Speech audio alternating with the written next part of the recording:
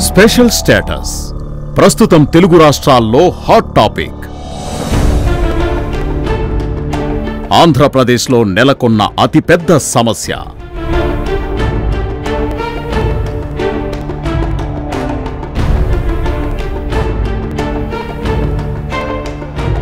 Special status, special package ఈ రెండు పదాల మధ్యే అటు నాయకుల్లో ఇటు ప్రజల్లో హాట్ డిస్కషన్.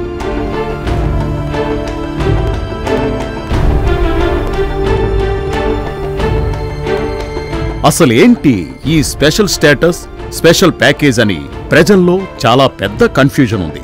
ముందుగా స్పెషల్ స్టేటస్ విషయానికొస్తే, కేంద్ర ప్రభుత్వం రాష్ట్రంపై ప్రత్యేక శ్రద్ధ చూపుతూ కేంద్ర ప్రభుత్వ నిధులను 90% గ్రాంటుగా ఇవ్వడం. గ్రాంట్ అంటే తిరిగి చెల్లించవలసిన అవసరం లేనిది అని అర్థం. అదే స్పెషల్ ప్యాకేజ్లో కేంద్రం 30% మాత్రమే గ్రాంటుగా ఇస్తుంది. మిగిలిన 70% రాష్ట్రం కేంద్రానికి తప్పక తిరిగి చెల్లించాల్సి ఉంటుంది. స్పెషల్ స్టేటస్లో రాష్ట్రంలో రాజధాని నిర్మించడానికి కావలసిన వసతులను, ఖర్చులను రాష్ట్ర బడ్జెట్తో సంబంధం లేకుండా కేంద్రమే భరిస్తుంది. అదే స్పెషల్ ప్యాకేజ్లో కొంత నిధులను రాష్ట్రానికి అందించి కేంద్రం చేతులు దులుపుకుంటుంది.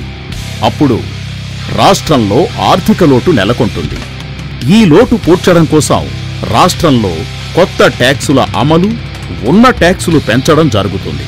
తద్వారా సాధారణ మధ్యతరగతి ప్రజలు కనీస అవసరాలకు తీవ్ర ఇబ్బందులు ఎదుర్కోవాల్సి వస్తుంది.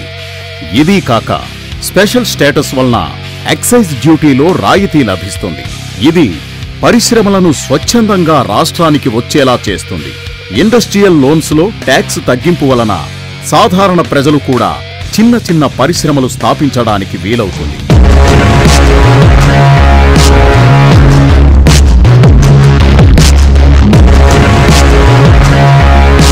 ప్రతి చిన్న వస్తువును చైనా నుండి దిగుమతి చేసుకోకుండా మనమే తయారు చేసుకునే వీలు కలుగుతుంది.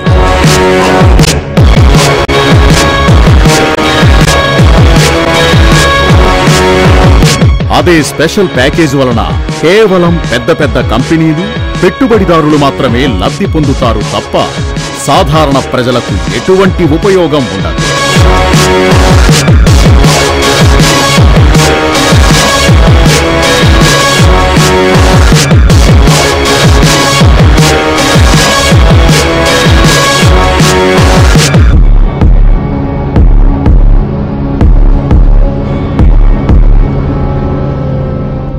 పెట్టుబడిదారీ రాజకీయ వ్యవస్థను బలోపేతం చేసుకోవడం కోసం తీసుకున్న నిర్ణయమే స్పెషల్ ప్యాకేజ్.